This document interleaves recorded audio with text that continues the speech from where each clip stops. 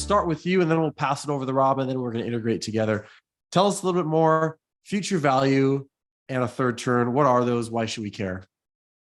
Well, thank you. I'm mindful that I want to keep this tight and share a four-part framework with you. So this might sound a little bit like an HBR article quickly here, but I hope you find some value in it. And I'm mindful of two things as I start. One is that if we're talking about future value, we're not just talking about thinking about it in a time in the future. It's about now and thinking about the future. And the other is, I have a couple of longtime colleagues that joined us today, with Lon Schwartzentruber, who is my successor through Design Group International, and Ron Mahurin, who's the senior consultant there. And I'm thinking of this old Amish story when someone came up to an Amish farmer, and he was a evangelistic type person, said, "Hey, brother, are you saved? Are you going to heaven? Do you know where you go when you die?" And the Amish pointed to his friends across the road and said, "You'll have to ask them. They are the ones who see me. They're the ones who know me." And so I'm just mindful as I talk about this in here, folks like that are on the other side of whatever I did well or whatever I failed at doing. And their sense of whether this works is important. But let me just share four parts that really go into a future value framework. And I think you'll quickly get the idea that money's involved, but it's not just about money, how to get more wealth underneath your belt or something along that line. It's about being able to keep doing what you do. So let's just start right there, that a key aspect of future value is being able to do more of the mission. And that mission and more of it may mean it comes to its conclusion, or that you wrap into something else, or that you make a major adjustment because of what you've been doing has been growing, and it's grown to the point that folding into something or bringing it to its end is important. So more of the mission is the key thing that we're counting. Well, if you don't have a strong mission statement, it's tough to then be able to do more of it. So many organizations discover we can't get to future value until we actually have an owned, valued mission in which we're all participating. Second one is capitalization of the business. It took something to capitalize the enterprise you're in, nonprofit or business, when you started. There is a balance sheet that you have now. There will need to be some projections of what a future balance sheet would be. Now, again, many organizations, when they meet and they have governance meetings or partnership meetings or owner meetings, they don't even look at a balance sheet. And if they did, it's woefully out of date. So they don't know how well capitalized they are for right now, let alone plotting for the future.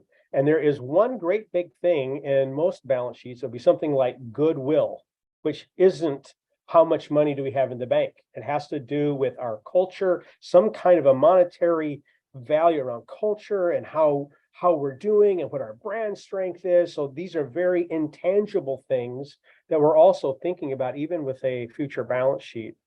The third is the talent that you need to carry the business forward and to do mission. And it's often, the further you get, especially if we're talking succession planning, it's successive talent. Many founders, many longtime CEOs, when they make their change and depart, their role becomes several roles, or what they were carrying will be now carried by several people, not just one. So do you have the right people, and will you be able to retain them when you leave? I'm working with one person right now. His wife is also in the business, and they have three other key players. All five of them are about 63 years old. So when that person steps away, there's going to be another bleeding of talent behind that person. So they can't just be thinking in terms of who's the successor here. It's what can we do to sustain and grow and increase this mission, especially if we have a big talent loss. And many organizations would say, right now, we don't even have the talent that should take the succession. We're just getting by, let alone any plan to retain them and to help lock them into place and give them a desire and a challenge that would make them want to stay here in years to come, especially when succession takes place. And then one more is you. You're a key factor in future value. Your ability to manage your ego, your ability to not take things personally when newcomers are trying to get their mind around what it is that the mission is and how to do their work, and they're experiencing this stuff for the first time, and you aren't threatened, but you use it as an opportunity to guide them. It's often said that as your capacity grows at the top of an organization, so can grow the capacity of the organization. And it works the other way around. If the organization is stuck, it's tough for you to keep growing yourself if you don't have an organization that has room for you. So those 4 areas, I'll just quickly repeat them: more of the mission, future capitalization, but that also includes the current, talent and retention of that talent, and you. Those are 4 key ingredients. I'm not saying they're exclusive, but those 4 need to be addressed if there's any prayer really of being able to achieve more of that mission that you want. Well, what I love about that, Mark and Rob, I'll invite you in a moment here, is all of those things, whether it's the capitalization of the business or talent or your own capacity. That's why I love that question that Matt pushed back on about why would our mission stay the same? Why would our impact stay the same? But I love what you're saying. Part of what I'm inferring here is whether it be talent attrition or inflation or other factors in the environment, if we don't think about that future balance sheet or that future talent roster, if we don't think about what needs to be in place down the line, we might unintentionally find ourselves in a place where we actually are not able, once a transition has happened, to meet the current mission because we did not put things in place for that next person that would set them up ongoing. So the unintended positive and negative consequences. Absolutely. Can't do more of it when we're substituting a new mission, such as we got to keep the doors open.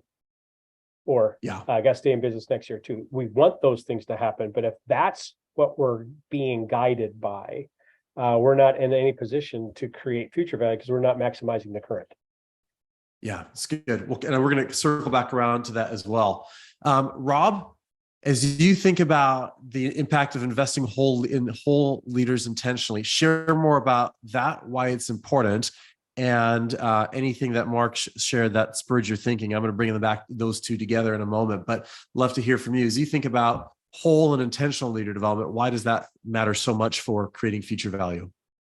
Yeah. So those of you that know me know that I like to go off road, and there's no one that takes me off road more than Mark's brain, like functioning through his voice. And so one of the just quickly, and some of you know this about me, is I believe deeply in the concept of that whole and intentional leader development isn't just the WiLD brand. It's what I believe so many of us are called to is to develop whole people. Like we actually bring and invite a whole conversation around what people development look like, that we provide an intentional way to actually do that and invest in people and organizations.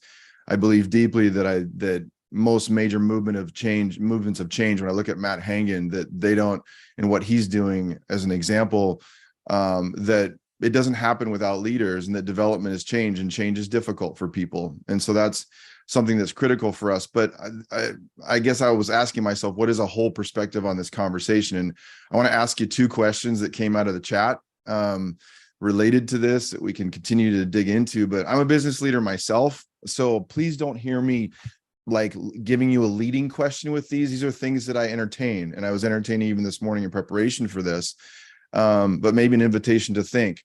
One thing I thought about was this, is that what do we do with the reality that we all want growth? I knew when Daniel asked that question that some of you were going to go sustain it.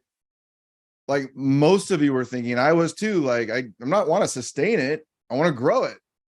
You know what I mean? And so, but I think it's a question. Is that the main point?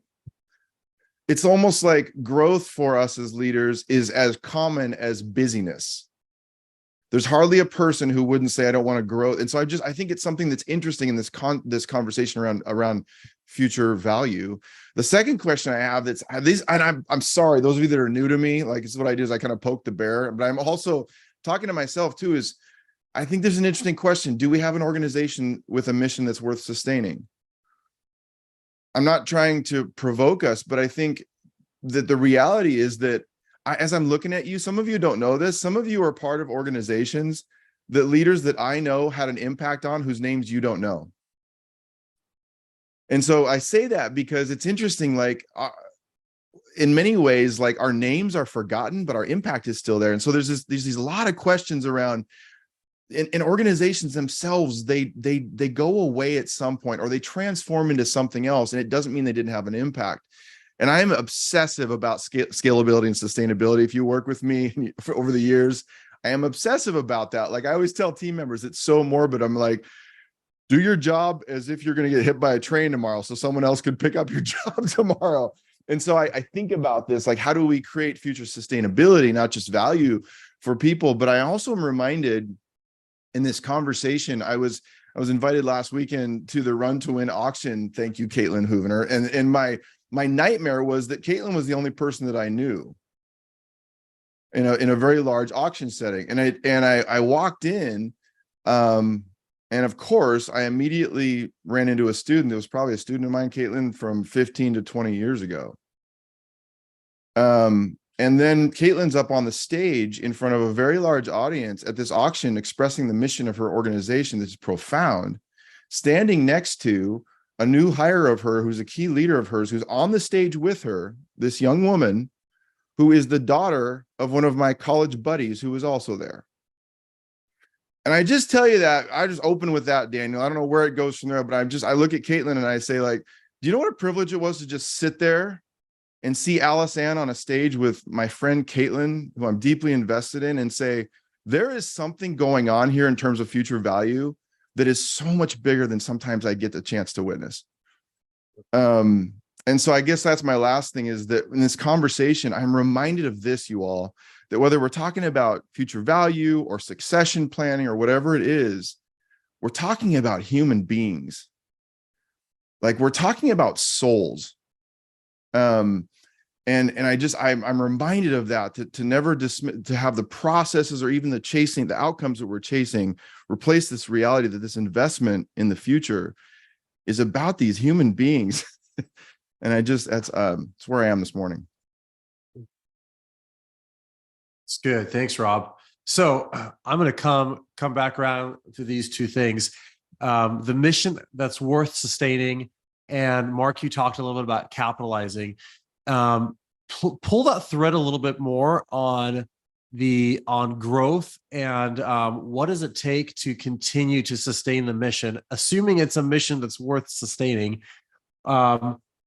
Because I think the thought of, okay, 10 years from now, what do I need? Why is that question important to you when you think of capitalizing as it relates to a mission worth sustaining? Yeah. Well, two quick things. The first one, I could go really, really deep in it, and that's not our purpose today. So stop me if I get beyond about a paragraph here. The book, Small is Beautiful, E.F. Schumacher. The whole idea that growth happens by multiplying, not by accumulating and doing addition. So anything that you're doing is about spreading out and inviting others in and being close to your work and not being really far and distant from it while little worker bees do things and you don't know their names. So that's one really important element here. The other is when you start to frame up, what is it that we're counting? I have a phrase that I really like to use, and that is, I'm thinking about this for my grandchildren's grandchildren. So what I'm tracking now is, what value am I building so that in a 200-year kind of time frame, people aren't looking back and cursing my name, or they would at least be able to say, there was someone who really tried to think about those who come after him and what he was invested in. And so that what I'm trying to track for that kind of capital is that it's not taking from those who come after me, which means I've got to pay a lot more attention to downstream effects, not just of things in this world, material things, but also the way I live and what my character is. I've got to pay attention to that, and that needs to be more my guiding decision, framework for my decisions than what feels good right now. Yeah. So say quickly more about, because I love that future balance sheet. We don't often think about a future somewhat hypothetical balance sheet. How do you use that as a tool to think about the realities that I might need to put in place to make those deeper aspirations happen? But I'll just try to make it really practical. So let's say you've got a successor and they're taking over a business, and hey, the profit statement, profit and loss looks really, really good. And now they're in the seat, they were really looking forward to this. And the first thing they learned is, because they didn't ask about the balance sheet and because it wasn't paid attention to, they've got major repairs to do on the infrastructure or equipment upgrades, or again, talent bled. 4 or 5 key players are out of here and weren't planning to stay and didn't reveal it. And so now they have to stop anything that has to do with future value and play recovery for 1 to 3 years to get any kind of a team up and running. And there's a lot of people who are very cynical about this, and they assume it. That's why they come in and say, everybody who's here on the team, you're out. I'm going to bring in my own team. Because they're thinking of it as transactional, because that's how they experienced it. And once again, until that team starts to really understand the culture and the mission and the values, or reframes it, that will also send the organization into a malaise for a while. So that being able to know what does it take to continue and capitalize the business now and into the future is not the same as what were our billings and what is our profit. And so that is just one area of knowledge that people intentionally put blinders on. So it's just one to like turn on the lights. It's a very practical first step. Yeah, I like that, because we can, even though we might be growing now and pursuing growth, we might be setting up conditions that will actually reduce growth in the future and cause, I like that, cause them to play catch up and remediation and maintenance versus actually building. I could put one more sentence on that, Daniel. It comes out of Wall Street Journal on Saturday. They're talking about succession in China. And they said it this way: sustainability is not the same as resilience. I love that. And that's what we're talking about here. It's good. Rob, any thoughts on that? And then bring in some of the thoughts on developing leaders and how that connects. Yeah, I was just, it's so interesting. The way I think about that, Mark, with that balance sheet idea is that, when you think about, you get in these moments of strategic planning for your organization going forward.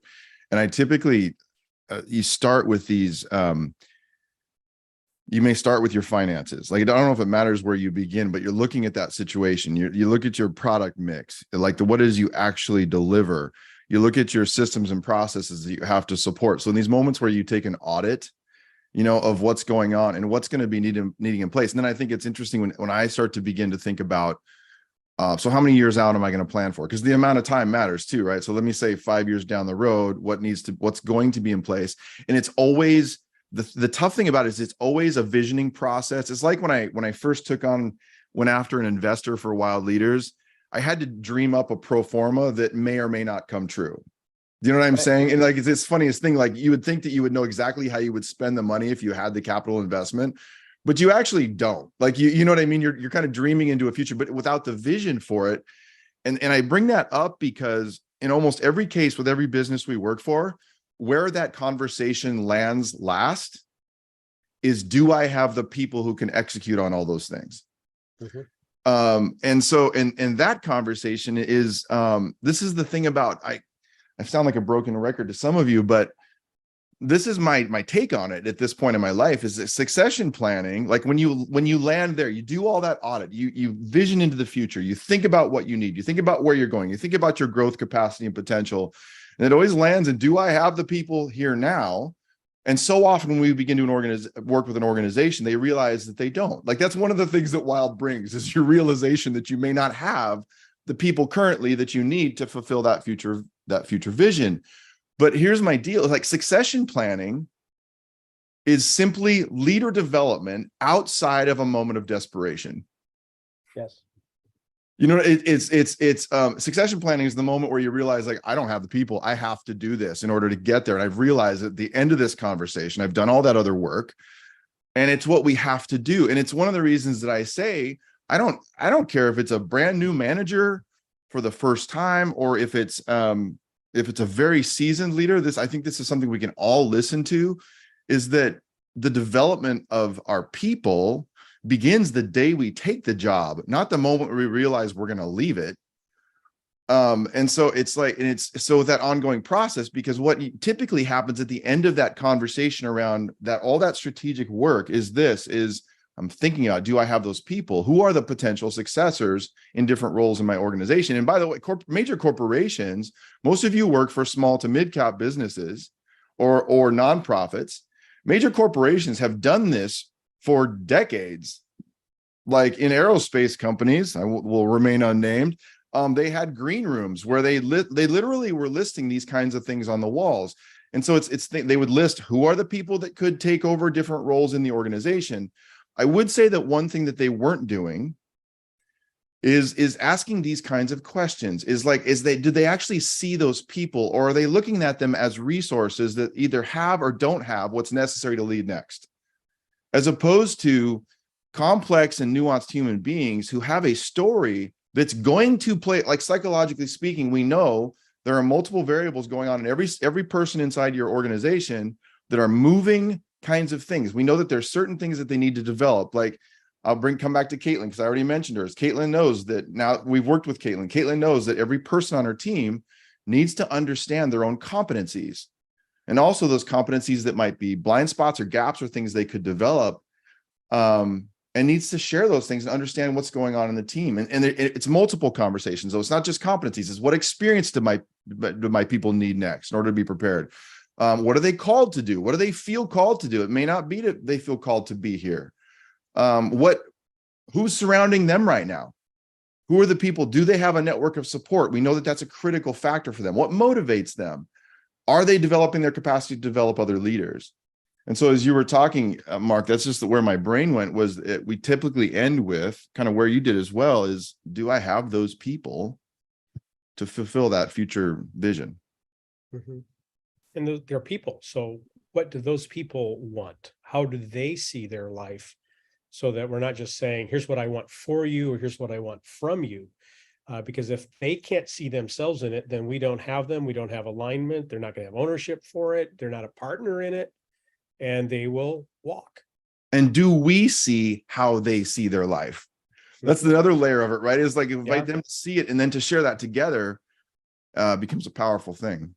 Yeah. Hey, could you both pull the thread a little bit on something you said a second ago, Rob? Because, as soon as you say succession planning, it's easy for me to think, well, great, I'm mid-career, so I don't have to worry about that for quite a long time. And I'm looking across this room. I know there's some leaders who are at places where they've identified or are investing into people who could take over and lead in the future, and others who are in go-go mode and they're just cranking away. And so when you think of, maybe I'll use the word continuity, what does that look like in terms of creating future value as a muscle throughout the organization versus an event? Mark? Well, I don't like the divorce that seems to be out there between the words continuity and succession. I think of them as one and the same.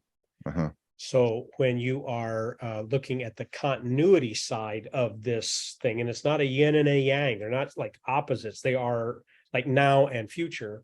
You have the hit by the bus kind of scenario. What happens if a key person is all of a sudden unavailable to you?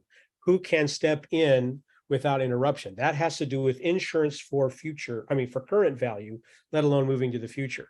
This is where key man or key person life insurance can be really helpful, because if you have that big loss of cash, because maybe it's a big producer and now you don't have the income that they were helping to create, how do you weather those ups and downs? Best thing that we ever did in Design Group International was work at specific continuity planning in case of loss of one of our key players, which in this case was my wife, Lori, who died of cancer. She was our CFO and managed most of our office processes. And she spent the last couple of years of her life downloading into others and uploading into them, so that as she was lost, we didn't really lose a beat in that first year. We still had some transitioning to do, but we didn't lose our ability to operate the business.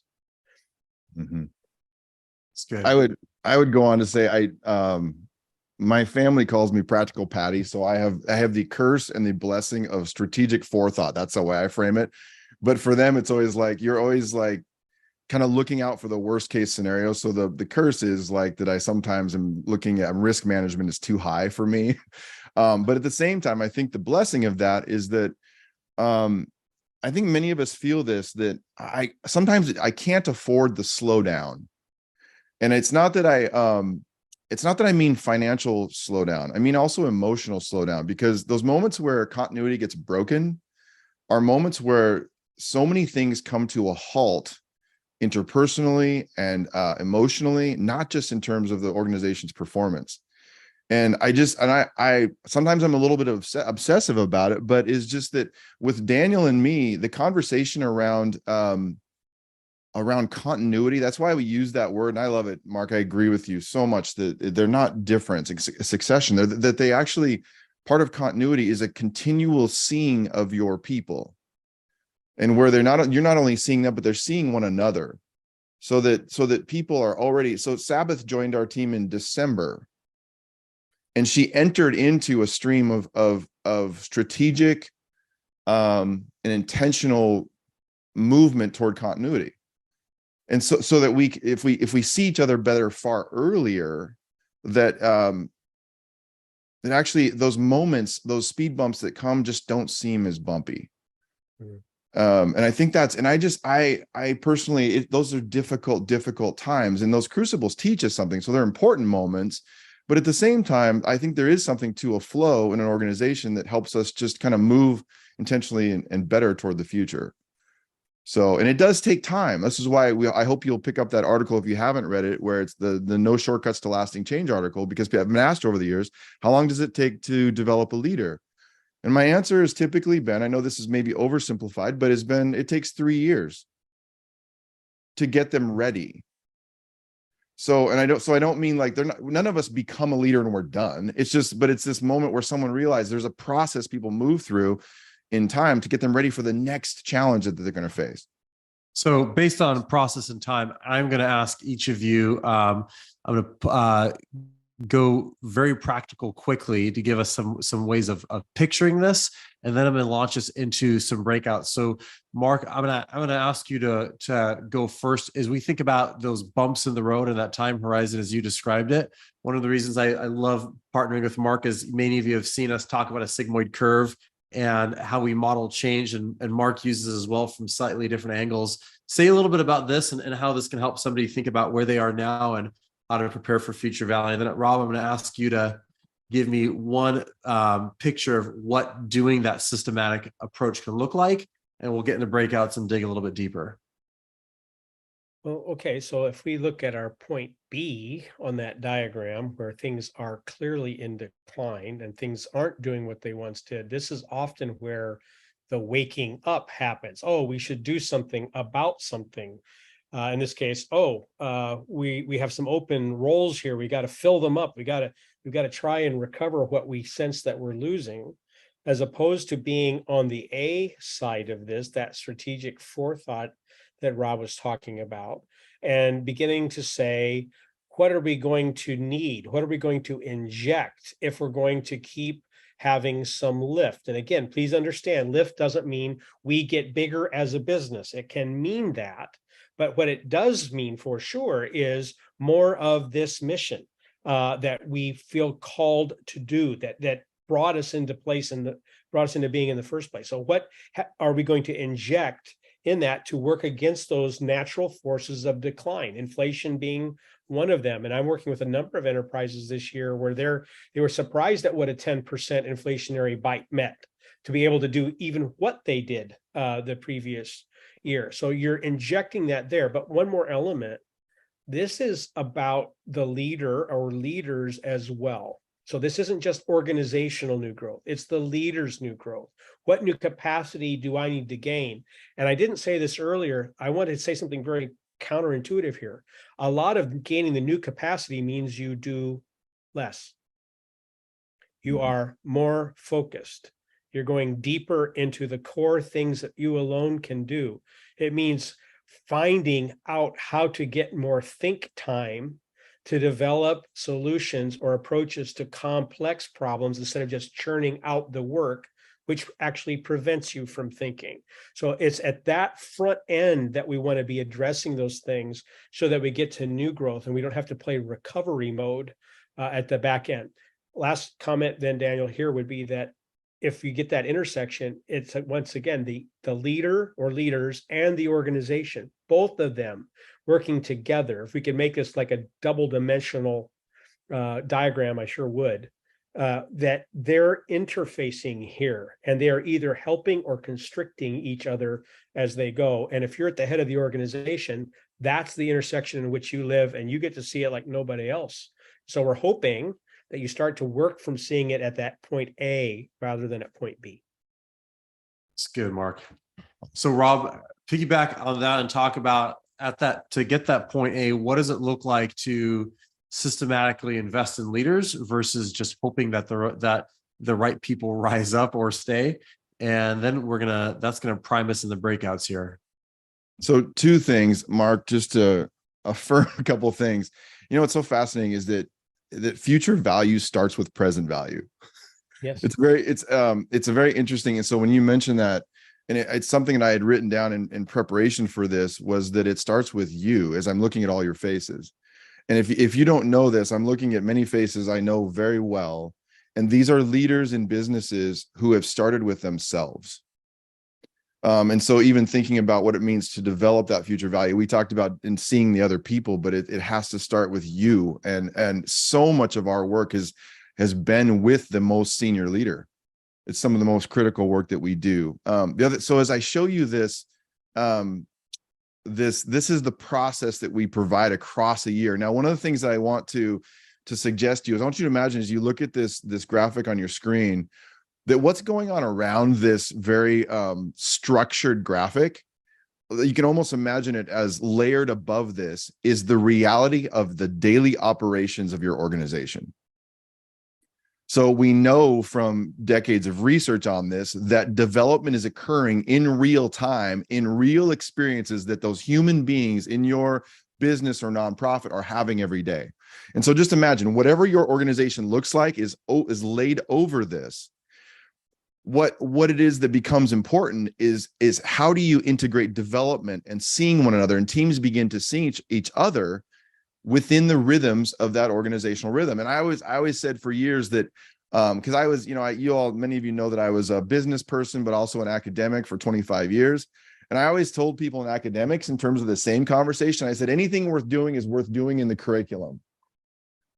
Because the curriculum is where, like the actual classroom is where students know they're supposed to go learn and professors are supposed to go teach something. And so anything worth doing, so anything extracurricular is important, but that's just a bonus. Do you hear what I'm saying? And so the reason why a 12-month structure is why we do this all day long as an organization systematically is because life gave us a curriculum. And the curricular structure is typically a 10 to 12 month structure across our lives. And I say that because that beginning to develop the capacity to be able to live into that future value that you aspire into begins with a systematic conversation. As Daniel said, we don't typically build muscle in any area of our life without a rhythm and an intentional and systematic rhythm that not only gives us insight into our own development across what we know in these spaces. As you look on your screen, these are some of the things that research would tell us are some of the most important conversations that leaders need to engage in. These are the variables that we must have some impact on in order to develop that leader capacity. So that's what these conversations are based on. But where it really begins to break free at an organizational level is when people begin to understand these things together. Because our development, our human capacity doesn't develop in a vacuum, right? Almost every one of you, as I'm looking at your faces, I know that they develop together as you move toward those missions. And so this is what we mean by a systematic process that lives inside the rhythms of the actual laboratory that is your organization where learning is occurring. And so Daniel, it's good. Yeah. So hopefully this has not resolved all your answers or created all you need for the future, but it spurred some ideas and it's stirring your mind up. So we're going to get into a breakout. You can take this anywhere you want. We often ask what was worth paying attention to for you. So if you jotted something down that is grabbing your head or heart, talk about that. If you want some more structure for some conversations, here's 3 questions I'll give you 2 minutes to reflect on before we get into the breakouts.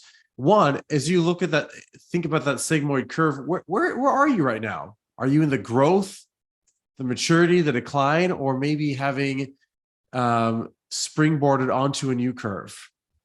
What are some of the things that threaten the future value of your business? What could get in the way if you're not careful of attending to it for you or for whoever is going to be leading after you? And then where do you need to systematically develop leaders for continuity? 3 questions. You can take any one of those or all 3.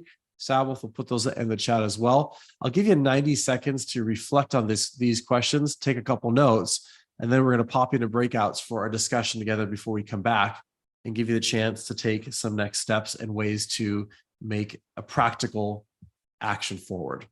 Take 90 seconds, jot down a couple notes, and we'll get you back into breakouts.